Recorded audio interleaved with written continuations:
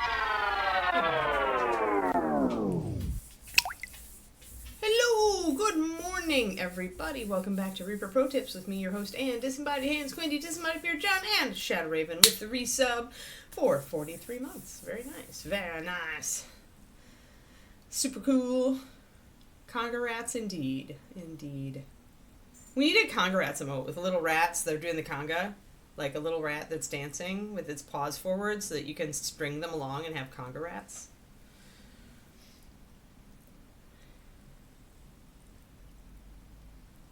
Just my thought. Just my thought. We're just going to go straight to business today. But what business? What business indeed?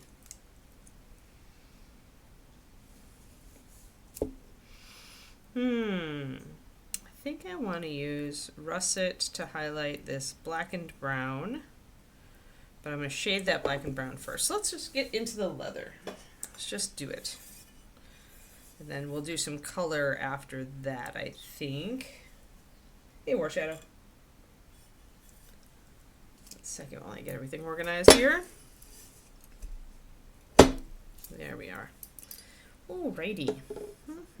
Yeah. If I can get this leather kind of done, because all of this kind of the same, except the boots are a little darker, but that's alright. Alright, so we need walnut, blackened, and russet, and I'll lighten the russet just a little bit, probably with some, I use driftwood brown a lot to lighten it. I think it's a really good lightener for it because it is a yellow light brown, yellowish light brown, so since this is a yellowish dark brown, it works pretty well. Still haven't blacked in the metals on her, but that's fine. Rain just for a change, huh?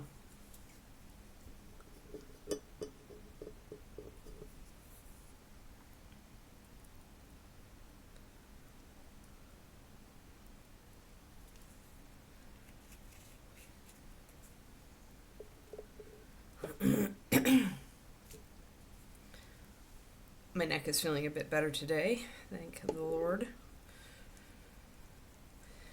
I subjected it to CrossFit last night, and I think that actually helped. I think I'll get my base coat in here just in case I need to build a bridge between the two colors.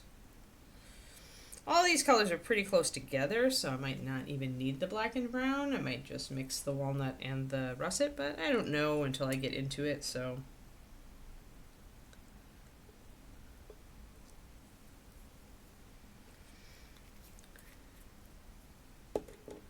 And then on the back here, I actually want to do a pattern. So we'll highlight and shade, but then we'll sketch in that pattern.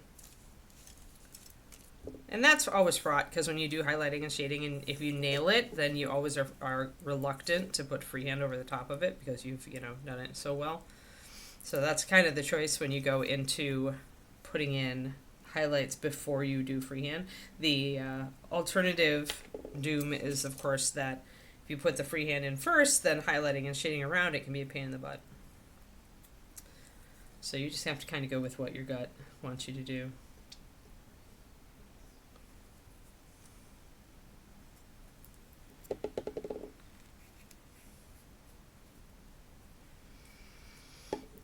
There we go. A highlight. We might not even need all these colors, but I'm going to mix that highlight up. I'm going to use shield brown too, but shield brown isn't as light as driftwood, so I find that driftwood does a little better job.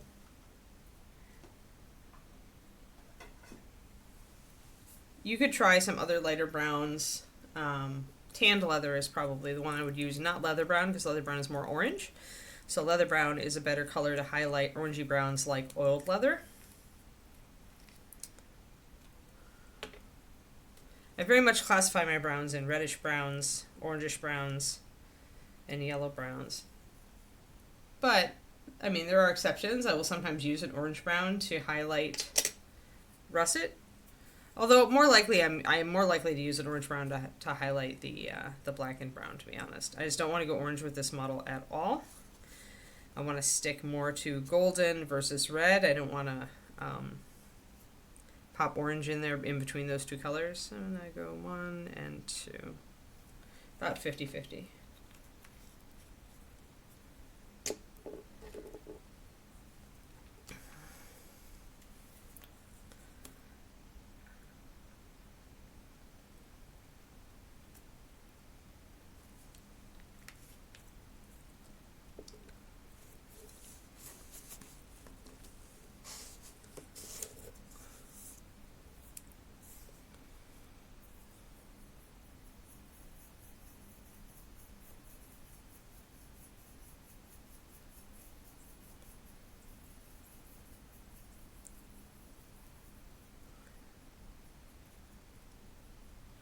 And I'm going to mix up all my colors now, and I might decide, I think I'm going to decide I need one more drop of driftwood in there.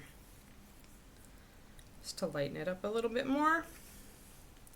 But I don't want to take it too light, because I've got this light fur all around this area, and I want contrast still, so.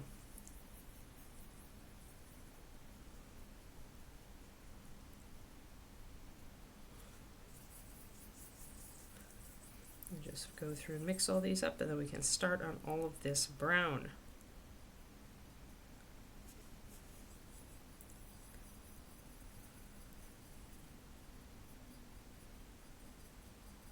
And I want this brown to stay fairly saturated because the colors, I'm dealing with muted blues and greens, but they're not super muted, so I want to keep my browns fairly intense. So that's my thing. That's the mid-tone. You can see how my base coat is kind of halfway between these two colors, and what I meant when I, kind of said I don't really need this color.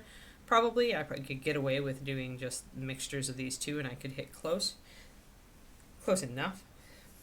But I mixed it up anyway. I tend to start with more colors than I need, and then as I continue painting a model, I'll just kind of like pare those back based on what I'm actually using.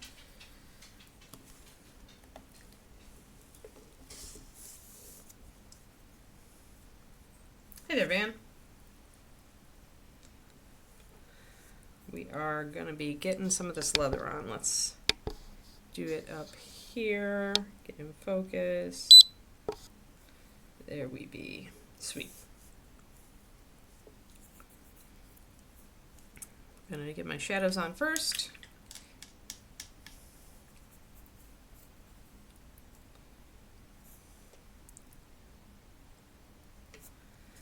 I need to get a badge for Reapercon,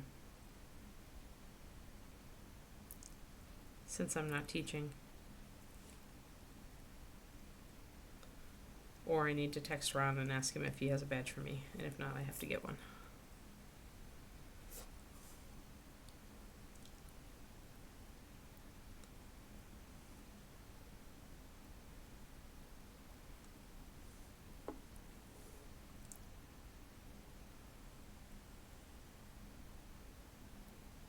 So I'm just going to line a bit. I'm going to put the darker walnut color on the underside there, and wherever else I've got creases.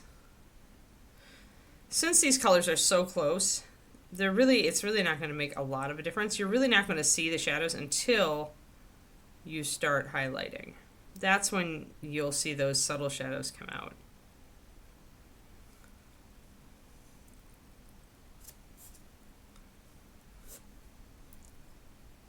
The bonus of doing colors that are so close like this as highlight and or midtone and shadow for each other is that you don't really need to blend much. So you can keep your paint thicker because it's so close.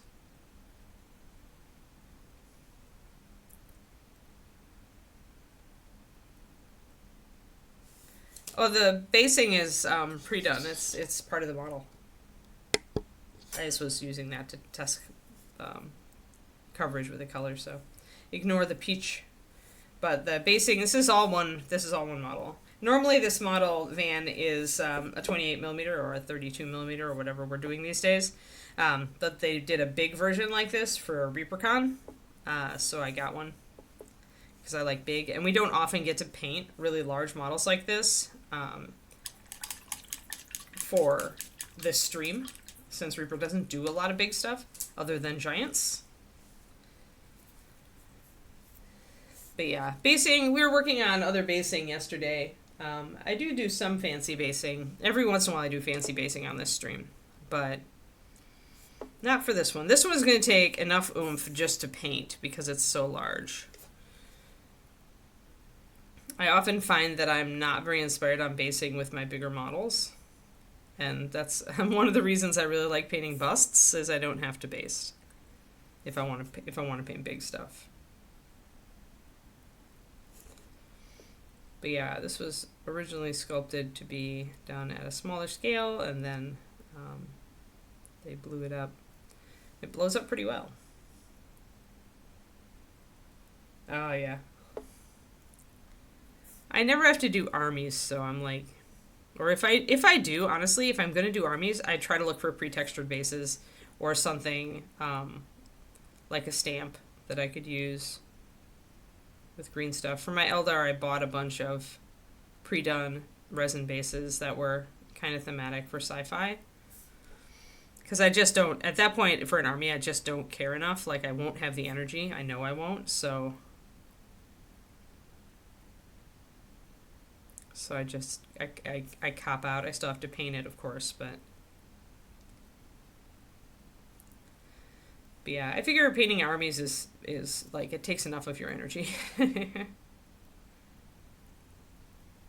But every once in a while we have basing streams on here, and in fact, we had one yesterday that was easier, but we also have, like I sculpted a tombstone, flat tombstone yesterday, so I can break it into fragments for a base for our giant mouseling.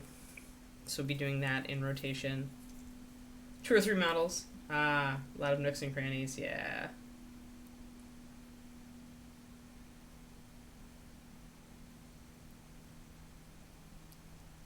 That Dance of Death was doom. Like, was just like, I had to rush that so fast at the end, but at least it was done. Because I needed to finish it before I left Texas.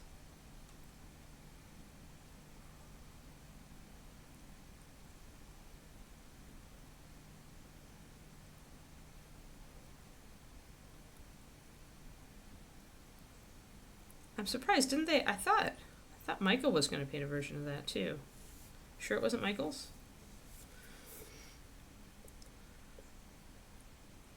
I don't remember. But if they said it was mine, they said it was mine.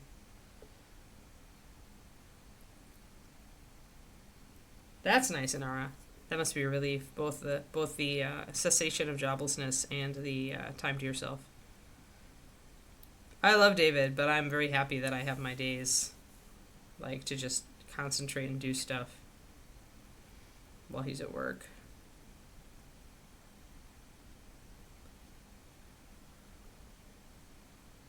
I do very much enjoy my me time.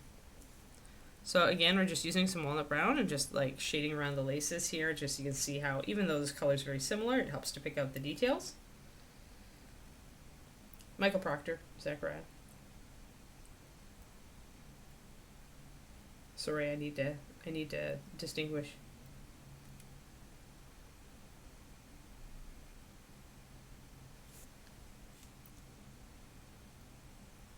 Oh, painted a game store. Yay! Yeah, I always enjoy painting at game stores. For one thing, it helps to spread the hobby. Because when people see you doing it, and if you're willing to answer like basic questions for them, you can always, like, you can really get people started in the hobby that way. So I always found it very gratifying to paint in a game store. And I helped a lot of people, like, get over their fear of starting the hobby by helping them with tips and stuff.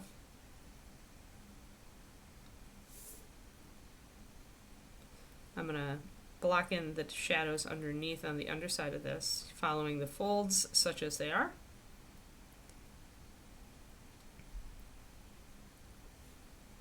You can see those shadows. Oh, it's my Dance of Death. Okay, cool.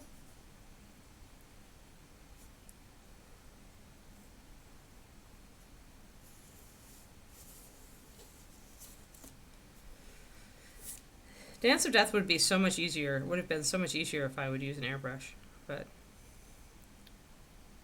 It's really a model that's really, I would have enjoyed it more if I would have done some airbrushing to set it up first.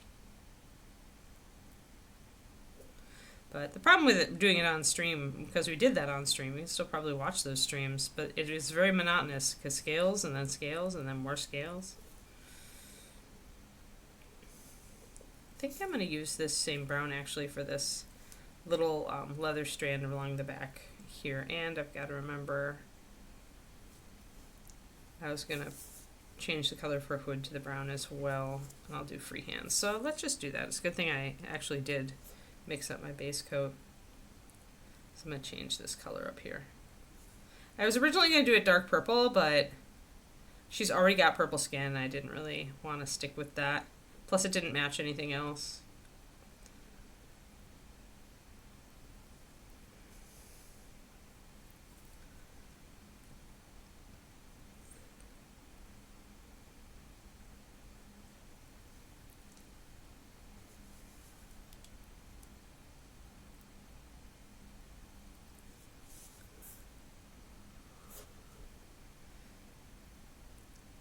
Yeah, the water effects, like water products have been getting easier and easier to use. Like now they've got a bunch of just pourable resin out there, which is really nice.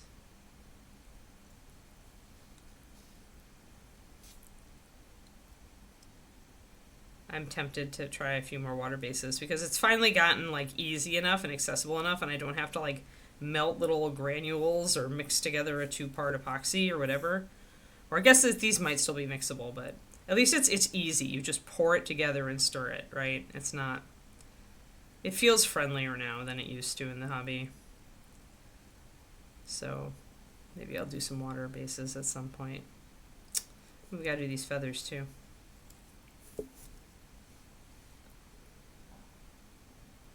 Yes, Quindy is correct. Do a practice run on a mini you don't care about. Yes, sacrifices Stormcast to the flood. That sounds like a great idea. In my case, since I have the Tyranid box set, I would totally like use the Ultramarines. Sacrifice them.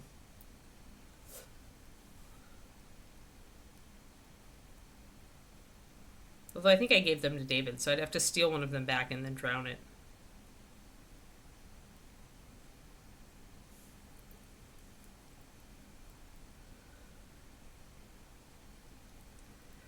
Yes, do the thing. You can do the thing.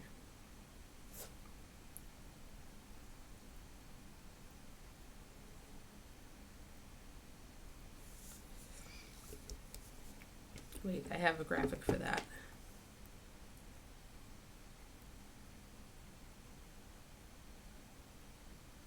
Ugh.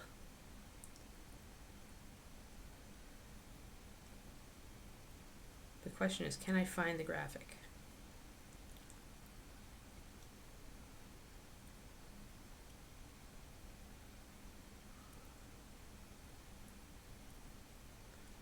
It's gonna be pre-David.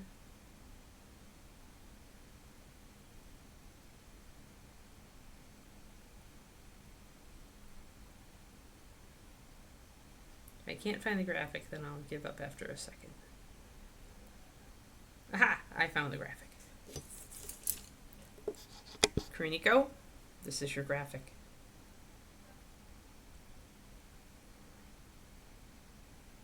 KK, got it? This is your graphic. I might even send it to you on Discord. The Tiny Fox Tato believes in you, and you must do the thing.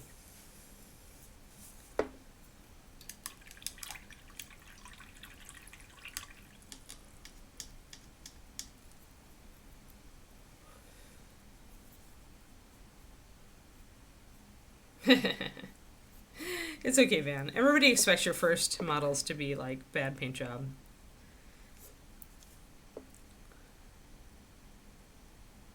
I actually regret not having more of my old bad paint jobs.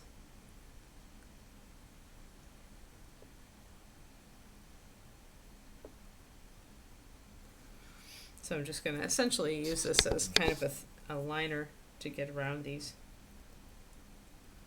Yes, it's my favorite You Can Do It graphic with the tiny fox tato.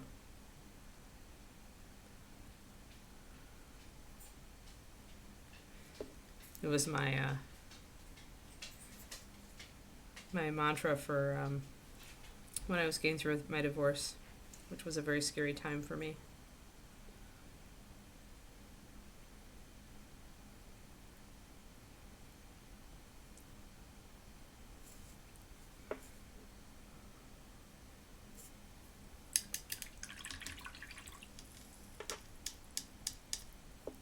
Yeah, I agree. Those aren't very easy minis to paint, Chronico.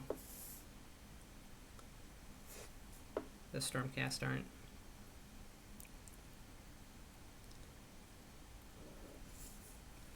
Alright, let's get the shading on the other side of this. Then we're going to work on this.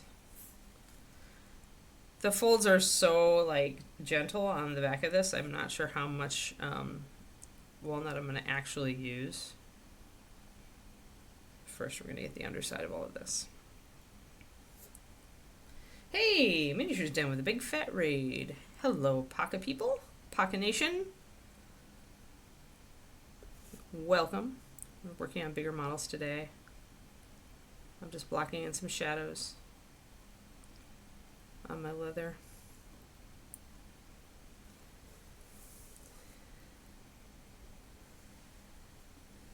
Yes, shout out. It's Luca Day. Night Arcanum, yeah. Alright, so what I'm going to do is I'm going to thin my walnut a little bit, but more I'm just going to get extra water on my brush. I'm going to I want to look at this under my light real quick and see. Okay. So essentially these upward facing folds here are going to be lighter. You can see them being lighter even as we speak. And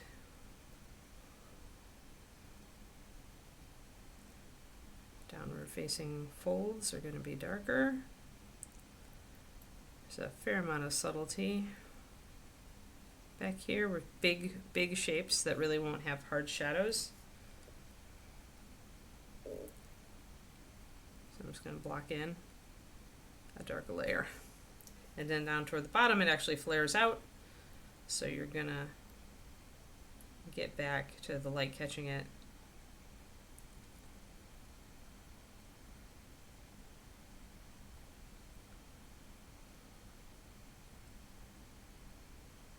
And I thinned this so I wouldn't get as dark of a shadow, and so it would be easier to blend it all in as it dries.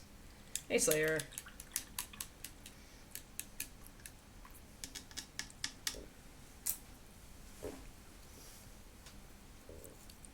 And since I've got the base color, if I want, while it's wet, I can blend in the edges. If I think I'm going to get any lines or choppiness. It's a really thin paint, so I doubt I'm going to get much, but if you want to kind of cover your bases, you can kind of paint your base coat color just over the edge of this as it's drying, and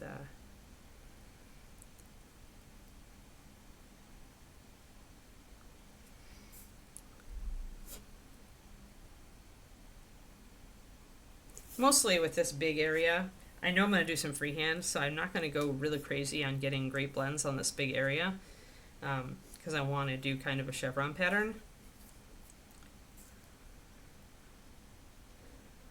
But I want to essentially block in my shadows and highlights at least, so I can refine them later. But that's actually turned out very pleasant. You can see the shadows and highlights now, so that's great. It worked out actually exactly as I would have wanted it to.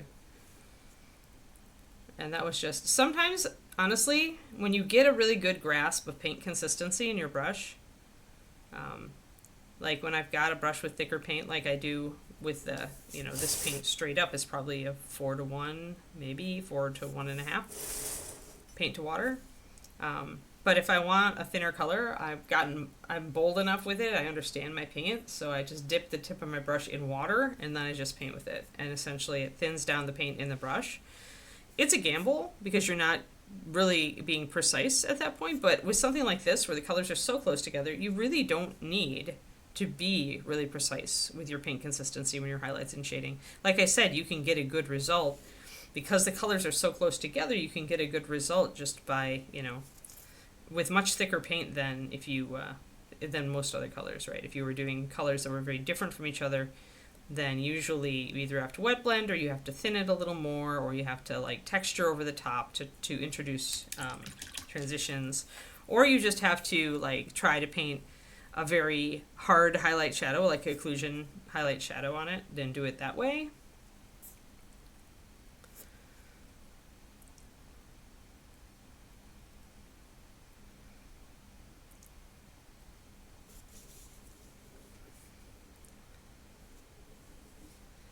So we've got just a real subtle there. And then when I bring in the highlights, it's going to be better.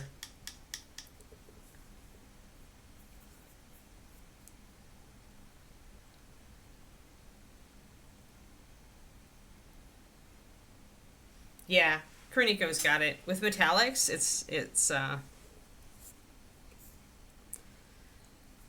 best to simplify. And with metallics, because you already have a kind of a sparkly thing going on with metallics, dry brushing tends to work very well because you're not even going to really notice that scratchy texture that dry brushing tends to leave, because the metallics themselves tend to have a bit of a texture or an effect because of the sparkliness of them.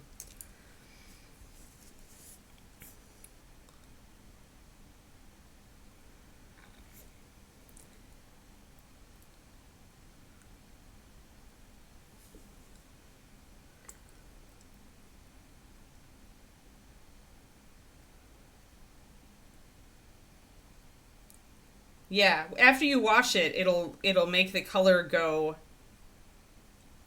I mean, after you wash it, Van, the wash will take everything darker. So then, yes, you go back in with your base coat and you dry brush with that. It still gives you quicker shadows than trying to paint them in with layering.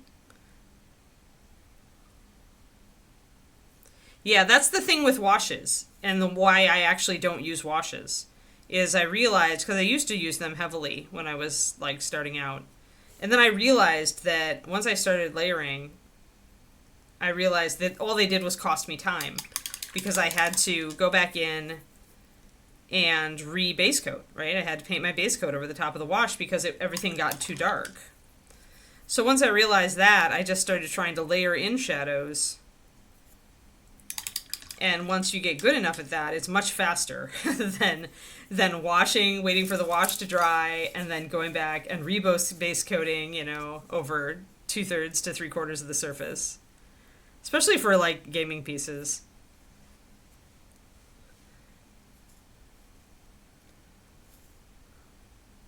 But with metallics, I would probably still do a wash because of the texture, because of the shininess of it. It's just going to be faster if you want to do fast. Layering metallics usually is almost impossible. Depends on the metallic. Some metallics are made for that kind of thing. I can layer with the Reaper Bones metallics. But most metallics are going to fall apart when you try to thin for layering. So it's actually, I think, a little better to just do the wash with the light dry brushes, because it's going to give you as good or, you know, better than an effect at speed. NMM, I do NMM all the time. All the time. All the time. There are several reasons to do non-metallic metal. One, sometimes people just love the look and they just want to do it because they love the look. That's flat out. However, it also, if you're doing box art or you're trying to enter an online contest or you are showing off your minis online a lot, NMM photos better than metallics do. Because with metallics, you've always got that kind of overexposure with the light shining onto the model, and you also need to position your lights pretty carefully, and even then it's hard to get a really good photo. I've tried so many times to get a really good photo of my Mr. Grumpy, and with the metal breastplate, and I can't do it, like, because it flattens everything. Which is a shame, because Mr. Grumpy's breastplate is freaking awesome.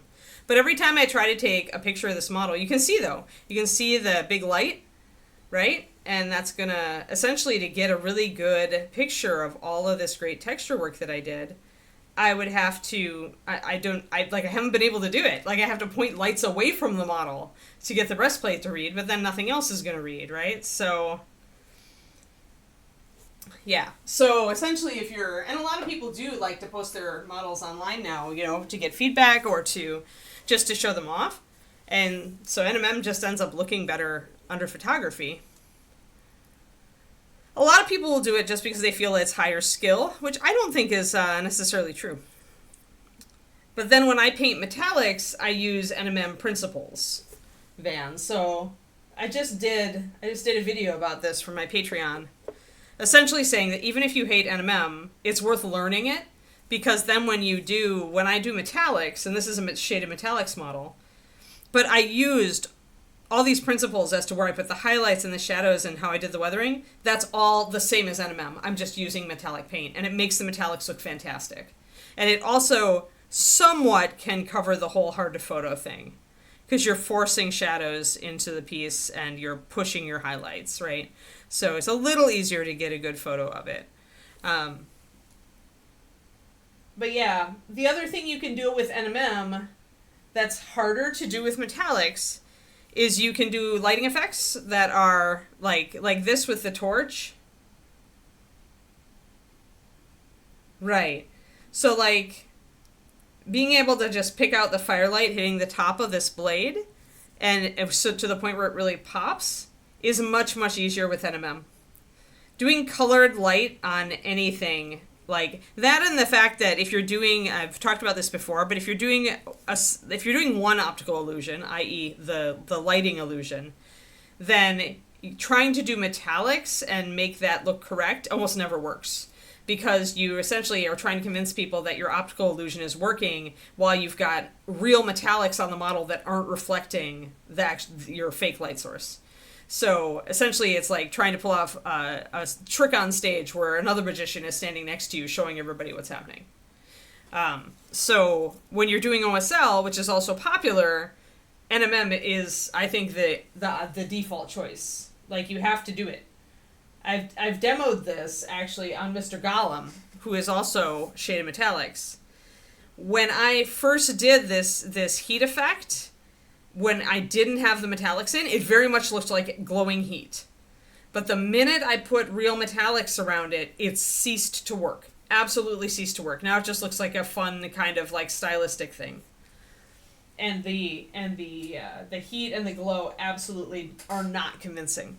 So if you're doing OSL, I feel, unless you're super good with metallics, I mean, could you pull it off? Maybe, but it would be a lot of work. You can tell that I've been painting for like 30 years and I've thought about all this, huh? I have thought a lot about all this, because a lot of these questions are, everybody's got these questions when they come to the hobby. Like, why NMM? And also I went through the time when NMM was brand new in miniature painting, and there was a big, there was just like a big like pushback from people in the hobby who didn't like it, and then there were people in the hobby who absolutely loved it and used it on everything, and then there were competitions that wouldn't award you if you used NMM. Now there are competitions that will look askance at you if you're using metallics unless you do it really well. It goes back and forth. The community's love-hate relationship with metallics and NMM. Metallics versus NMM. So yeah, I've thought a lot about it over the years, just because, I went through all that, and there were a lot of arguments that were put through and reasons as to why people would do one or the other. I personally prefer metallics for bigger models. We're not doing it on this one. We're doing NMM because there's just little spots of stuff. And I've got this crystal up here. If I tried to do real metallics here, the crystal would stop to looking like a crystal. Again, visual effect, right? I was just talking about this, yeah. I was just talking about this again because I did a video on conceptual techniques for my Patreon. Crystals are something I include in that. And the fact that they fail to look good when put next to real metallics is actually a point that I'm right. Because, again, you're creating the illusion of light, like passing through a thing and bouncing off a thing. And the minute you put something that has a real shine next to it, again, you blow it out. You essentially, you give the viewer a cue that they can't ignore that the crystal is fake.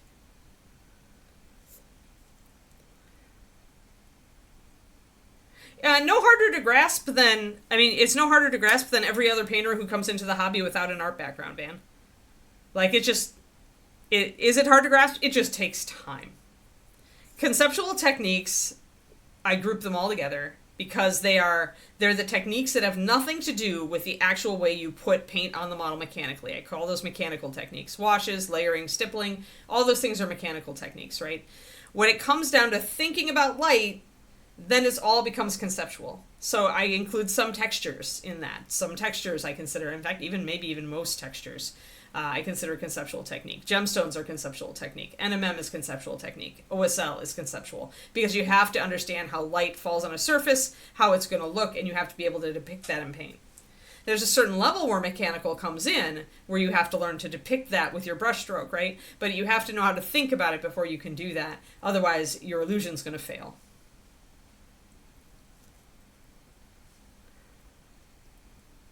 Yeah, you are not alone. Anybody come into the hobby, like, without, and most people, at least here in America, most of the people coming to the hobby do not have an art background of any sort. So the fact that you at least are working in, like graphics and rendering actually gives you a little bit of the leg up. Because you can at least look at, like, you could, set up a model in your computer with the lighting that you would want to use on a figure, and use that as kind of a guide as far as, what you might want to do with highlights and shadows on a model. If you're not sure how to do NMM on a sword blade, you could set up a model in your computer that had the sword blade the shape you wanted to paint, put your light source where you're intending to use it, and then essentially use that as a cheat. And Kirill, one of the best painters in the world, maybe the best painter in the world, does that. He does that regularly. He looks at rendered models with lighting and computer, and then he uses that to realistically paint non-metallic metal. And he's ace at it. He does such realistic metals with NMM.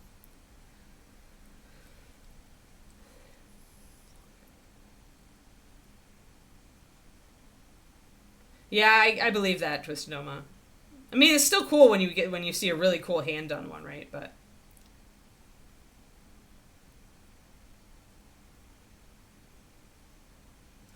TMM on big figs, I think, is much easier. The key is that you don't need to shade and highlight it very much, Shadow Raven. Shading and weathering will do much more for you on big stuff with true metallics. I'm gonna just use some of my... Okay, so I need a line in here. Okay, good. Shaded. Need to grab walnut and bring the interior of this hood dark.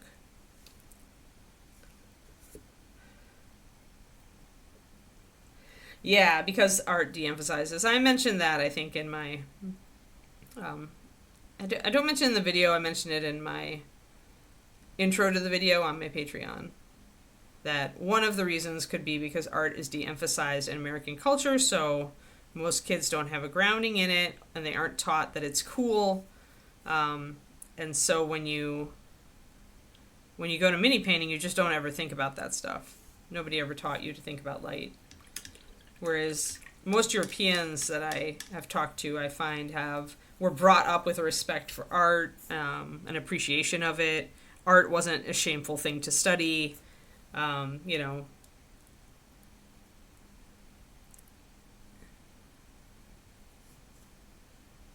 part of it is also, again, just that, we don't necessarily, we aren't thinking about light all the time, right?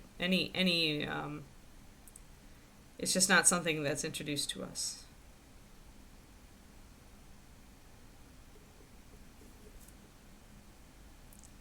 Here in the States, anyway. Like, a photographer actually has an edge coming into this hobby because they're always thinking about light. So if they can adapt that... No, not true in the UK. Yes. Yeah, yeah, I can see that. I mean, the UK is the birthplace of the Games Workshop style, which is the original, if it sticks out, paint it lighter, and if it's in the cracks, paint it darker style, right? Which is exactly where the USA gets its, most of the gaming painting. That's where most of us come from, right? So, even me, I went to art school, guys, and I did not learn NMM until quite a bit after that. Like over 10 years after I would say about 10 years. Like 10 years after I got out of school was when I finally wrapped my brain out around NMM. And I had to try. And mostly to do it, I watched movies.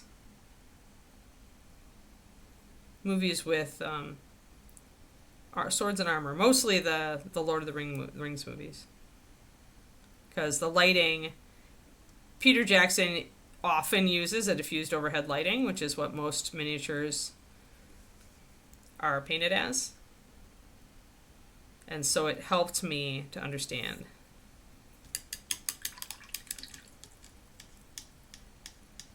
Adequate is your standard painting goal.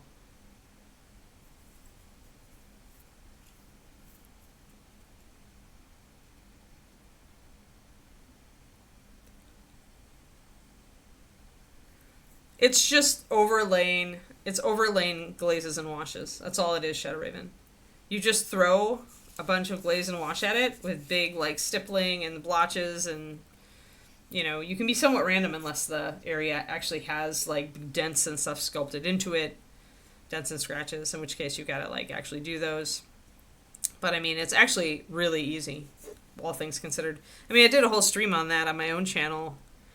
I think I saved it to my YouTube, how I built up the metallics on Borka, which was my Grandmaster winning model for Privateer Press. And even then, it would have been better if I had used more colors in there. But I was trying to limit it to the colors the two principal colors on the model. But afterwards, the judges told me they would have liked it with more colors. So, I mean, they would have liked it better with more colors. So, it isn't difficult at all, and you can be very slapdash with building up your layers of shading and color, and then you come back in with your metallics. And that's when you can really pick it up and then use a lot of stippling, thin metallic stippling, do your micro textures and stuff like that. But I think I have a whole video.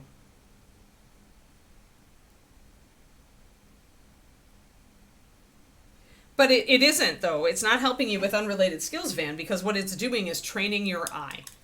So for me, to learn NMM and stuff, I had to go out and stare at metal in real life and to watch movies where I could look at metal and examine how the light was coming off of them.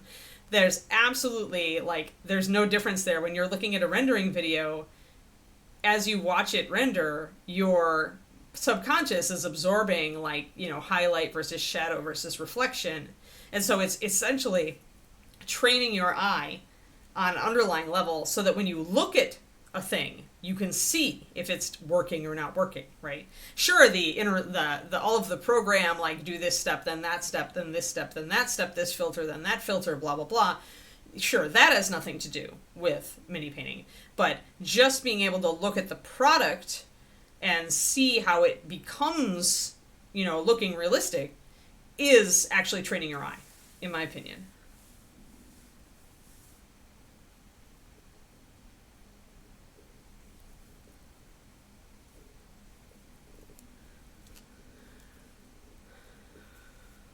So it's because that's where we all start out. I always read the Gap by Ira Glass to the stream here and there, but it's essentially a piece of writing he's a writer, but it applies to art absolutely as well, about the gap between our eye and our actual execution, our hand.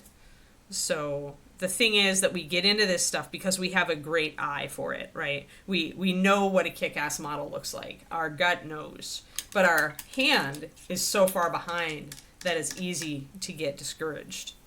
So it's just understanding that it takes time and practice, right? I was talking yesterday about how my running is the ultimate slow game, because I know that I'm not actually going to be any good at it for maybe years. but I bought into it that way, right? I'm like, all right, it's going to take me months to even get to a point where I'm kind of happy with it, probably. It might take me years to get to a point that I dream of, right? Where I can run a 5K or a 10K without having walk breaks. But it's like you're building a base. You have to build that base, work with your hands, actually strive to bridge that gap between the cool that you really want to see in your models and what you're capable of, right? And the closer you get, the more exciting it gets.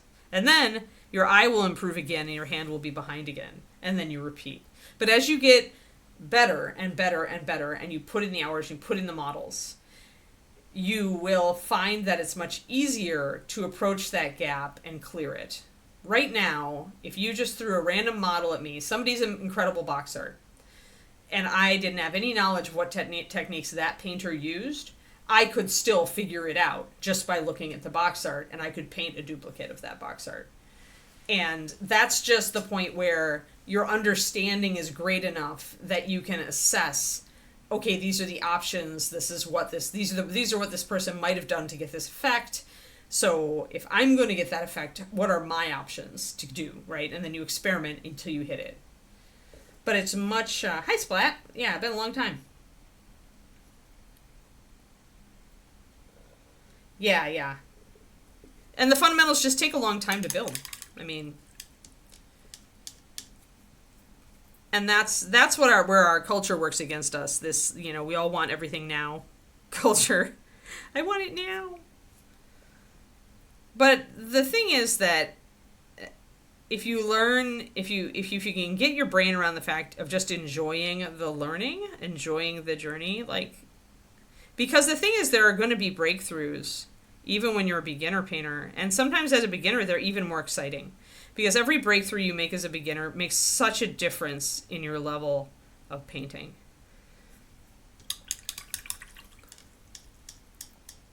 Yeah, exactly. And if you can go into that, that's with me with the running right now, is I'm just trying to enjoy the fact that I can actually, I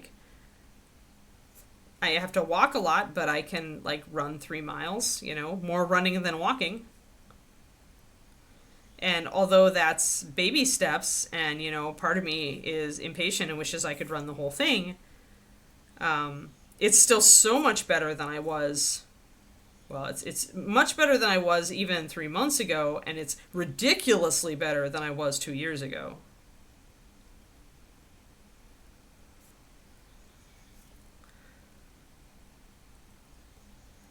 But because the human brain doesn't we are really not built for the long game. Our brain really, really thrives on getting instant feedback for its choices.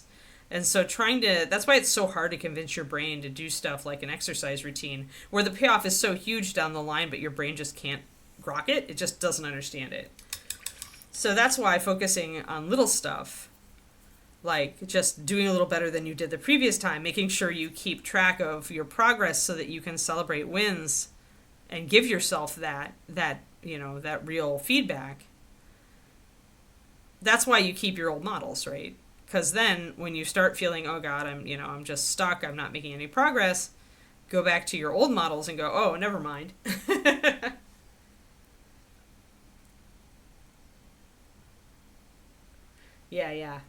Yeah, exactly. If you can enjoy that process, then you're already ahead. You'll do fine.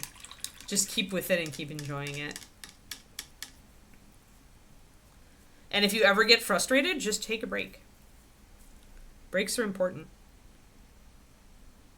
Breaks let your brain kind of assimilate the stuff you've been learning. Just like breaks when you've started working out, breaks help your body assimilate to what it's been doing. So today is a break day for me because I did 2 days of running and 1 of CrossFit, and I'm tired. I'm looking forward to my break day today. I'll probably do some yoga. That's about it, though. Just because I've been looking forward to doing some yoga. So just a little subtle highlighting here. This is my highest highlight, the mixture of the driftwood brown and the russet brown.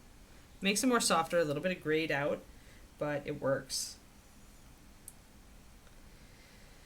Oh, you know what though? It is exhausting, Van. But the fact that I started running at the beginning of June, actually, last night, guys, I came into CrossFit and I was like, oh, this is not going to be a good CrossFit because I've been running and I haven't taken a day off. Not since last Thursday. But my running has actually made the CrossFit easier. And I actually had that payback last night. Because we do a warm-up. And the warm-up itself, like when I first came into CrossFit, it destroyed me. Like when I took David through half of it, it destroyed him. Half of it. And last night I just breezed through. And it's entirely because I've been building this cardio fitness with the running. So that encouraged me again. It made me really happy because I could see the gains that I was getting from the running. All right, so that's good, and that's what I want these of the above area to look like too. So let's go up here.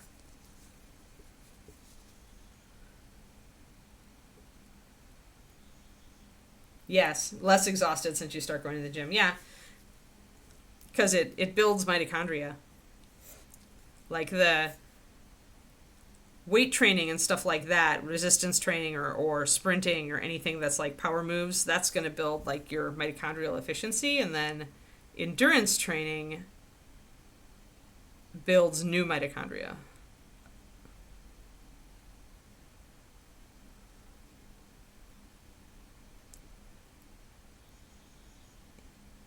But either one, mitochondria are what give you energy. So they're your little energy power cells. So if you can build more of them or make them more efficient, it's going to help give you more energy.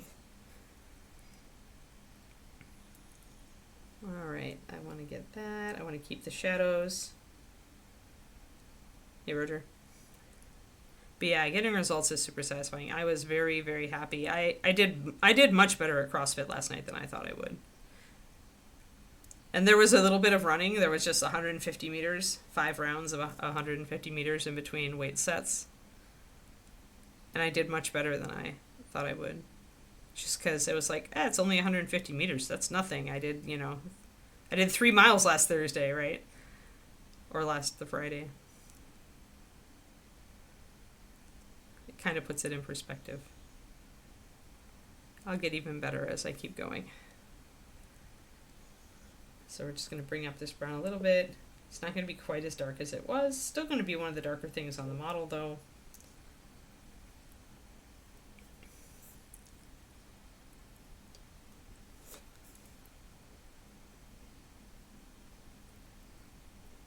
I was just reading my latest inspiration book because I've been reading a lot of like running books and running memoirs and stuff like that. So I picked up the book by the lady, we talked about it before, Catherine Switzer, the one who, the first woman to run Boston Marathon, who like was attacked by the race director and he tried to like rip off her numbers and haul her out of the race. And apparently there was actually a plan to get the police to take her out later in the race, but they somehow managed, like they didn't get it organized in time and they were already past that point. So they actually didn't do it, but it was brought up. But anyway, she actually has a memoir out called Marathon Woman, which is really good. Really, really good. And it reminded me that up to the year I was born, women were forbidden from doing competitive athletics in almost every discipline. Period. Just outright forbidden.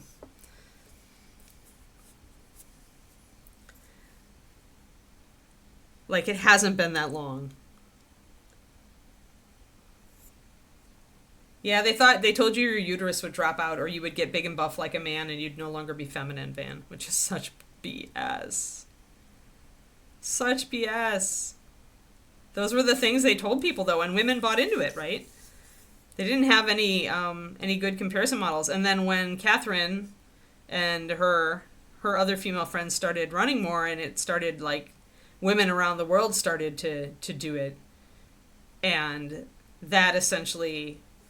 4 or 5 years later, the Boston Marathon like gave up, admitted women into the official Boston Marathon, and then they essentially just had to go on, and over the next couple decades they had to just keep on like lobbying and pushing and getting, because women could only in the Olympics at that time, there were only a couple of events that women could do, and like the most they were permitted to run was like the 1,500 meters.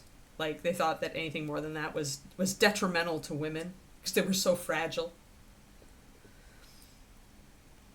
Yep, they told the women their hormones would change and turn them into men. Yep. Yeah, exactly. Yep, women were too weak for that. Yep, and some men will still try to tell you that, exactly. Luckily, nobody in my CrossFit gym.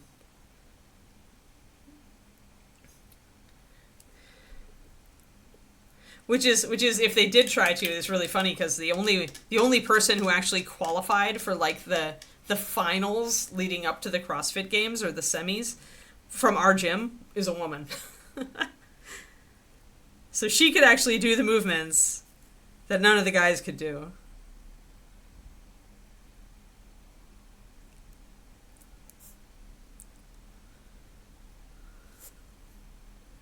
CrossFit Games are like the Olympics of CrossFit.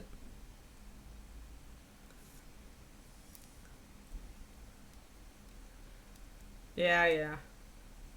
Yep, they were only allowed to play half the court and only on three women teams, I think, Roger. She talks about that.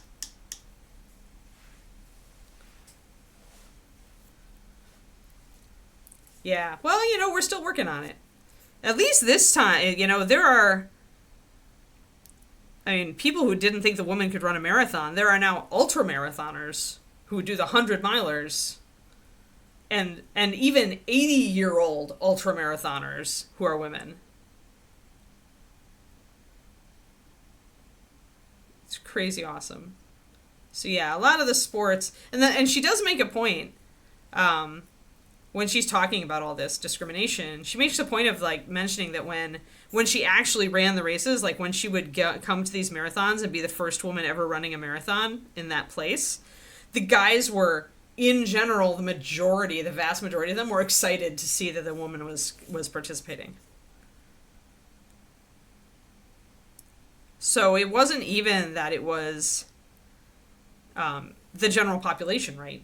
It was just the people in power who were resistant to change. But yeah, it shocks me sometimes when I think about that. It's like it only has started to turn around the year I was born. And that just like, I got so lucky. Like it didn't, the fact that I had a gym instructor in high school who believed that women belonged in the weight room, that was so freaking progressive for that time. It was hugely progressive. Like, because the weight room's a whole different, like, ball of wax, right?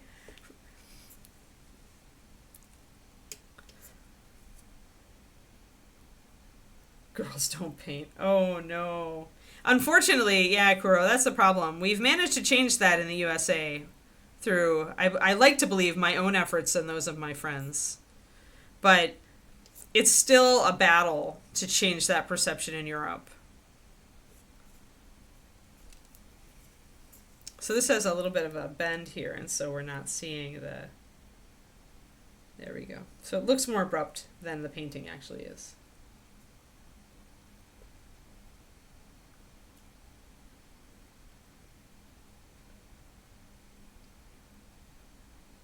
Right. Yeah, we might. I don't know. It'd be interesting to see the stats on that now in our... But it took, like, when I started, when Jennifer and me and Sue and Noelle, Liliana Troy, when we were all, like, making inroads, we were, like, the only women at Golden Demon. Like, there was nobody else. Gen Con, all male, it was a long road, and if we hadn't really tried to get, like, ourselves out there, like the Dark Sword DVD was huge, that Jennifer and I did. You can all see how much weight I've lost if you watch me on there. I was very, very overweight in that video. But yeah, like, I would get fan mail often from like husbands or boyfriends whose wife walked in when they were watching Jennifer and I's video and wanted to know what it was. And, you know, they'd say, oh, these are really, really famous female mini painters. And the wife would go, what? And then she'd start painting. Like, she actually would become open to it, right? You have to have people who make it accessible. Yeah, I also. Yeah, there's still progress to make, for sure. The pay inequality is still there. But yeah, so I feel like if women are going to take, you know, their place in the mini painting communities in Europe and in the UK, then you need some to really step in there and go big, right? Compete with the guys, be real public about it, give classes, go to conventions, talk to other women, right? I can't tell you how many women came up to talk to me at Origins and Gen Con when very few women were painting, you know. When I'm like, it's just an awesome hobby, you should try it, you know. And often I would, because I felt like I needed to make the point, I'm like, this is a hobby that rewards detail-oriented, perfectionistic people, and if women are not that, I don't know what we are. So that's a little bit too brash now.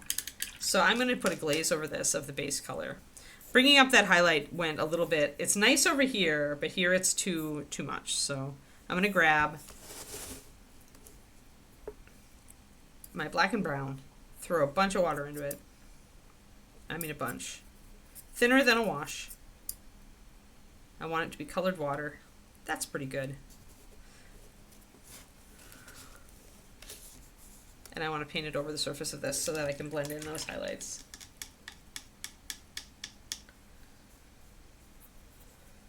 Yeah, that's still a thing. Yeah, a lot of women won't get into gaming, but they'll get into painting. That's absolutely true. And that's cool. As long as we are involved in the hobby somehow.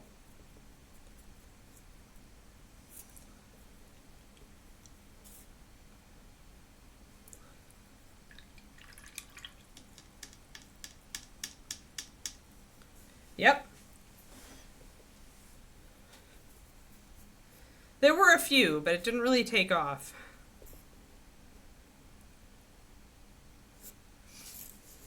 I think also that women getting into D&D is just accelerating the whole process.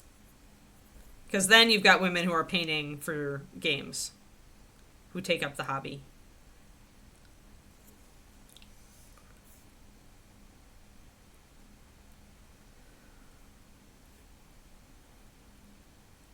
I enjoy wargaming, or I enjoyed it like when I had a group of friends who played.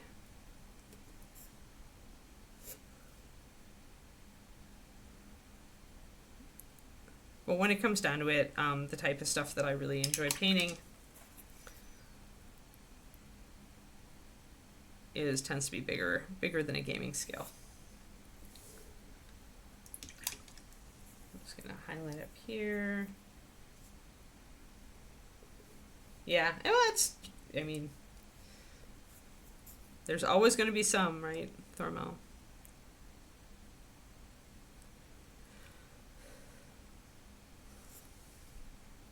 It's never, we talk about in generalities, but they are just generalities.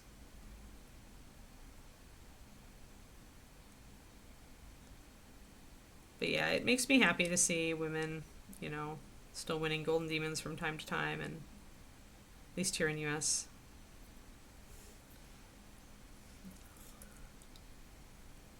We'll go back and darken down some stuff here.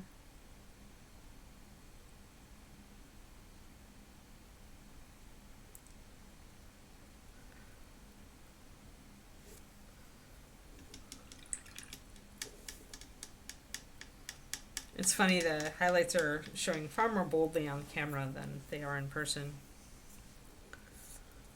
But again, if we find that it's too much, we can grab our base coat. This is why we kept our base coat out here, and we can kind of brush over the edges of some of this. Or we can do a wet blend.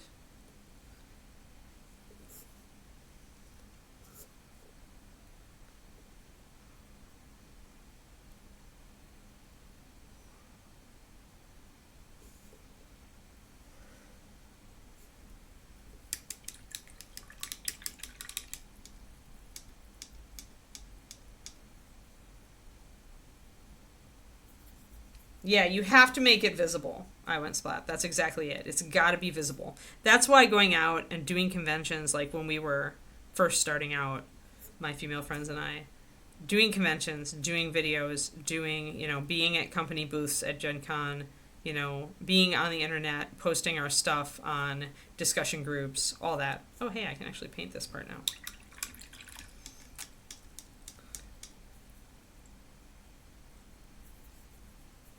Yeah. That's a bummer.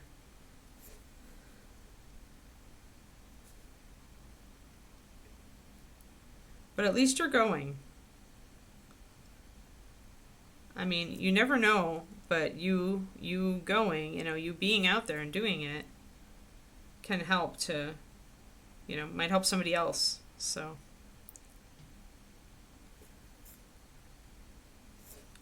Oh, too dark.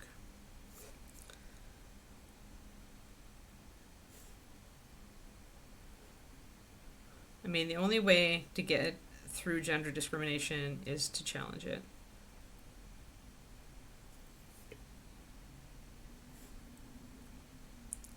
Go out, be cool, do a good job, enjoy the hobby.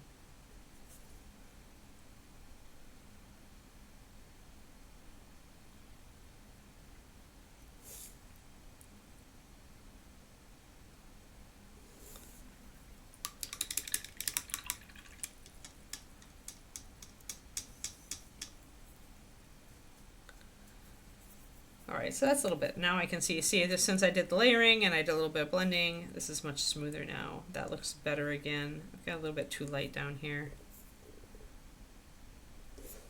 Again, I don't want to be too persnickety down here.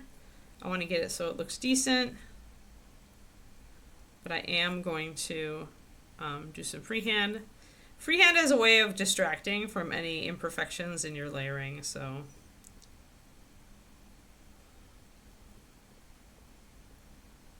I'm using my big Reaper Zero for this, just to blocking in things, blending things.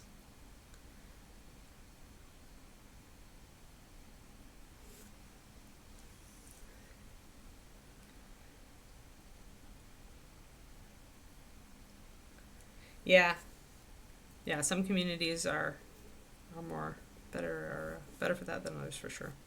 And everybody's an individual, and every community is its own thing. These little latches, I'm going to do brown.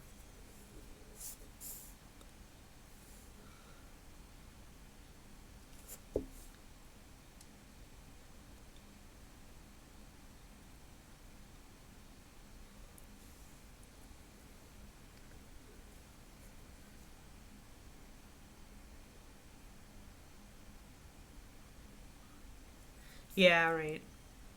I get that, Van. Well, I mean, I kind of understand. When I was a little girl, when I was a little kid, I looked more like a boy than a girl. And it didn't help that my mother always cut my hair short, and I just hated that. So I get that whole you just hate being gender misaligned, misidentified thing.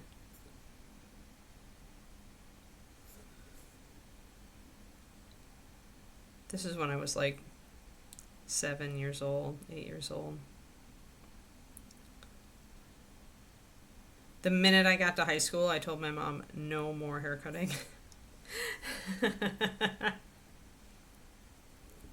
I was so mad about it as a kid, too. And I was a pretty assertive little kid. So I would be I would yell at the person who assumed wrong, the teacher or whoever. There was always a teacher at the start of the year.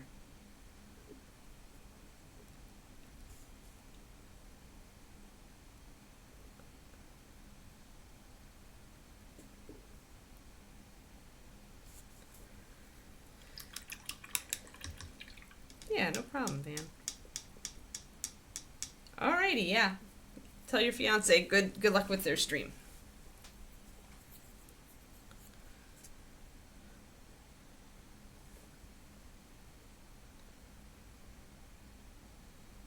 Right. Yeah, that was the same thing that this woman, Catherine Switzer was talking about in her book too, that that for the older org guys who were originally shutting her out is they needed to just see that she wasn't trying to pull some stunt. She actually just wanted to run. She was a runner first and foremost.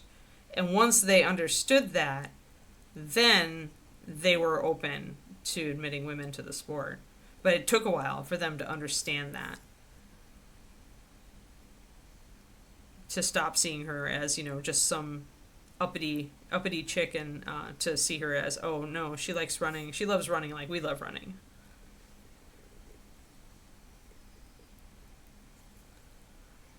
So yeah, it's always it's a challenge. If everything was easy, we wouldn't have anything to talk about.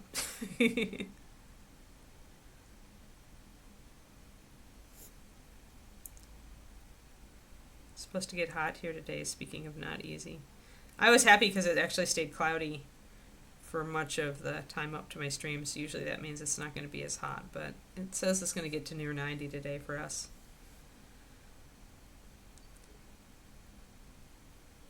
Which is a bummer because I've really enjoyed the last couple days of like 83. Nice and cool when I take Kiki for her walk. Alright, I want to do this brown part 2.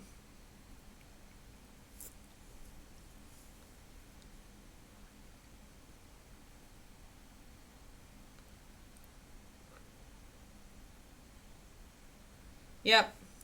Yeah, you're right, it's flat. It's very easy to generalize until you know somebody.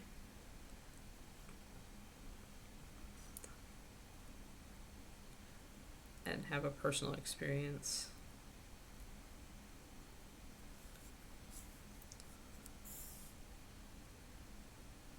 I think I'm going to make these little ties a little different color, but I haven't decided yet.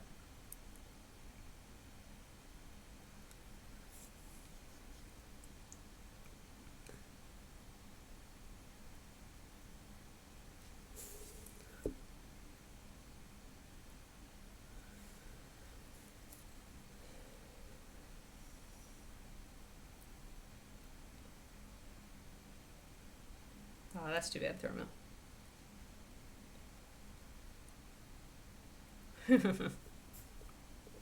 Yeah, I keep looking at the little ice cream shop we have next to my grocery store that I love. And going, we have to go there someday soon.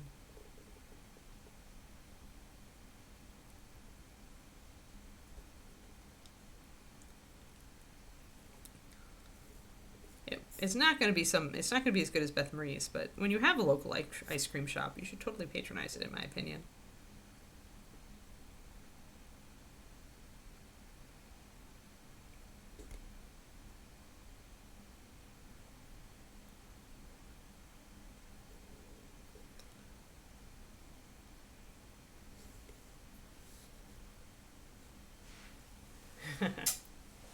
Yes, the crazy things. Summer. Alrighty. It's a little better. Need to get up here.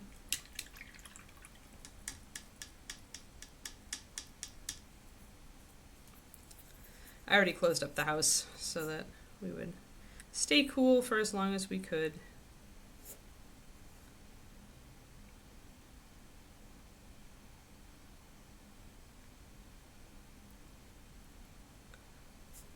I'm going to do a little wet blending.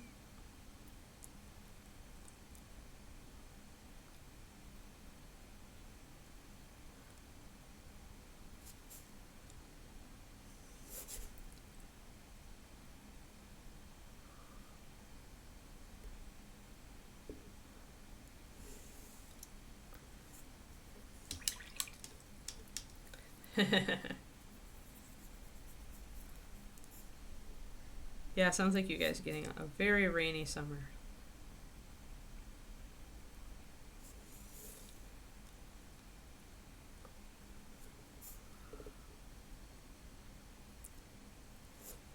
It makes me wonder if they'll finally have a cooler day for doing chocolate for Bake Off this year. Maybe they'll have a cooler, rainier day. Maybe the chocolate won't melt for once. I don't know what time of year they shoot Bake Off. I assume it's earlier in the summer.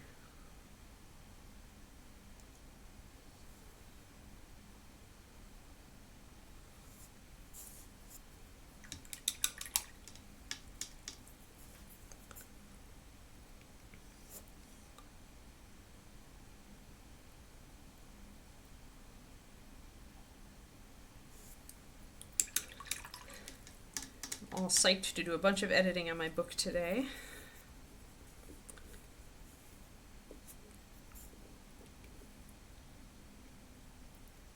Shot in spring, really? Maybe late spring then, because they talk about summer a lot on the show.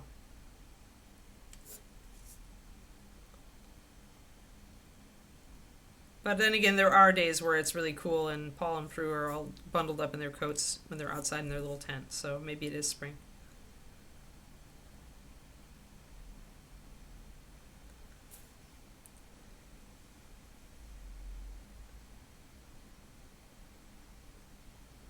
Oh yeah, your spring is hotter than your summer? Interesting.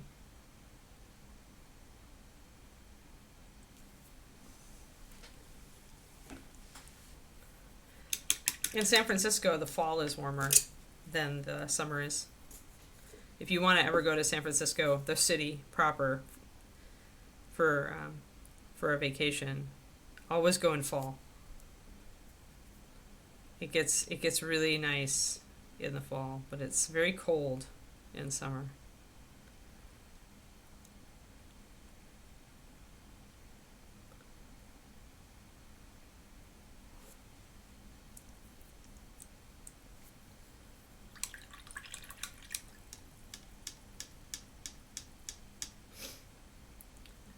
Maybe.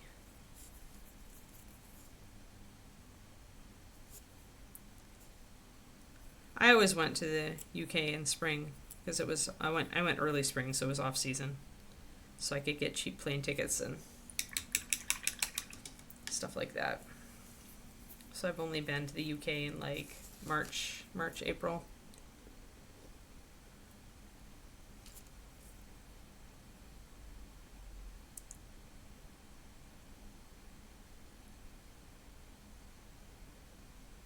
Thin down my russet brown a little bit so I could layer a little more. Apparently summer is the on season. Hey there, Luca, how's it going?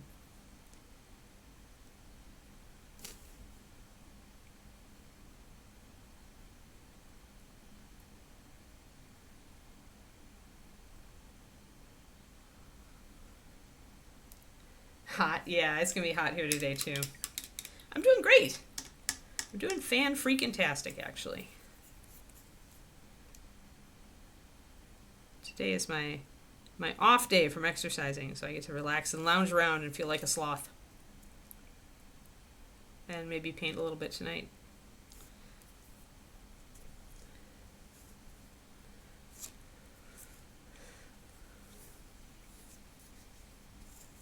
And I don't have to cook dinner tonight. It's David's turn, so that's double awesome too. I don't have to worry about prepping it.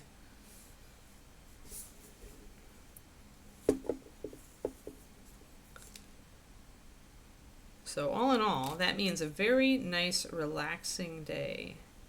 No stress day for Anne, which is awesome.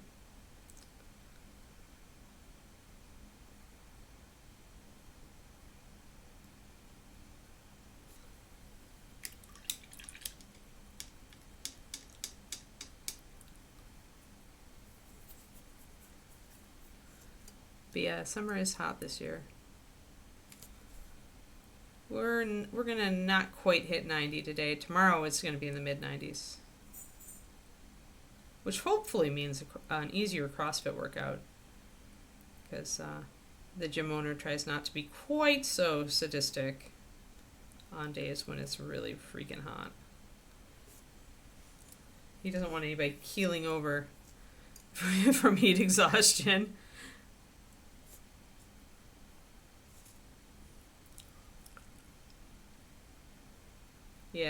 Yeah, I'm looking forward to editing, and I've got most of the day is going to be that, actually. I think I want to make some serious progress on editing the new book.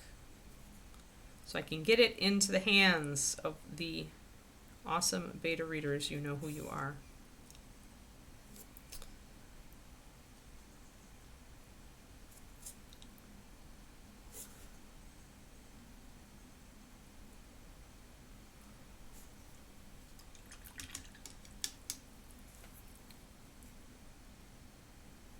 Oh, hush, Thormel.